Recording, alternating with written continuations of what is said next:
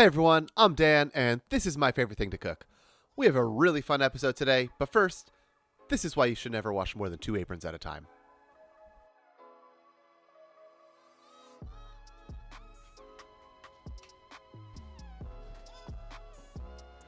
So anyway, if you couldn't guess yet by the mise en place on the stove or the title of the video, we're doing a banana cream pie today.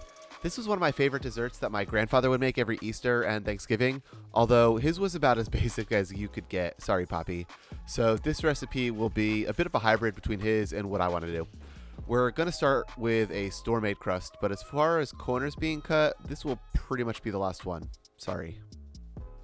This crust needs to cook and cool before we can add anything else to it, so before I do anything else recipe-wise, this is going in the oven. And yes, it needs to be docked too, but that's a bit difficult from frozen, so I'm just gonna kind of par cook it for a few and then dock it and then pop it back into finish.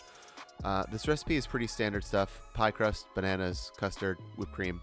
My grandfather used to make it with sugar-free pudding mix and sugar-free whipped topping. It was delicious and gross. You know exactly what I mean. Let's get a close-up of the recipe, but if you still can't read that, my recipe is also in the description. So we're just going to blast through this pastry cream at warp speed, but I will give you the highlights. Regarding the shaker bottle, I just wanted to see if it would work with the tempering process, and while it technically did, I don't think it really saved any time, and I would not recommend it because the liquid is pretty thick, and honestly, a bowl and a whisk would have been easier. But anyway, we have eggs. They're cold. We need to heat them up with everything else. And honestly, I have no idea what would happen if you mix everything together and heat it up. But considering that's not how pastry cream is made, I'm willing to bet it won't work. But go for it and let me know in the comments if it works. It won't work. So we need to temper these bad boys so they don't turn into scrambled eggs first. The way this is done is by basically slowly mixing the hot liquid into the cold eggs until the temperature raises slowly but significantly, so when it's mixed with the rest of the hot liquid, the eggs don't coagulate. At least not yet. Once the liquid comes up to a boil, that's when the magic happens with the cornstarch and everything starts to gelatinize. Once we get there, we'll add some butter, some vanilla extract, so this all tastes and feels very luxurious. And that's pretty much it. Quick side note, I used oat milk because I was out of whole milk and I was really curious how a pastry cream with dairy-free milk would come out. I also didn't have regular sugar and had to sub out confectioners, but honestly, both substitutions weren't even noticeable, which was really quite surprising considering oat milk.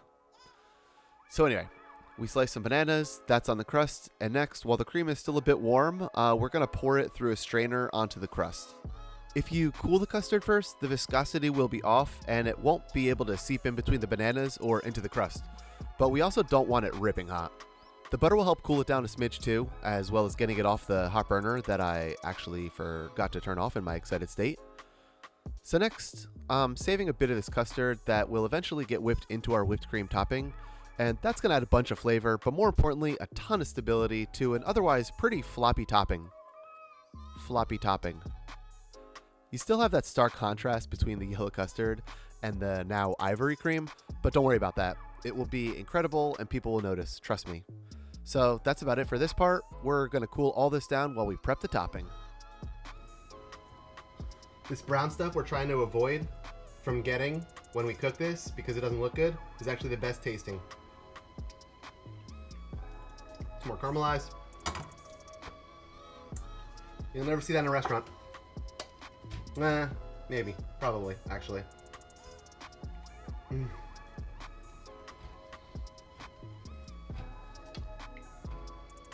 Only since I'm not eating this pie tonight.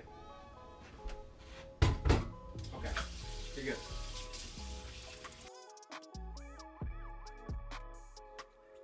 Now, I know what you're thinking. First a blender bottle and now French press. What's with this guy? While it is the perfect vessel for whipping cream with a stick blender, which we're about to do, I highly don't recommend it for reasons I'm about to get into. But first, whipping cream really is just essentially incorporating air into it until it thickens. The absolute quickest way to do it is to pour all your liquid into a whipped cream canister, crack some nitrous oxide in there, and just spray and pray.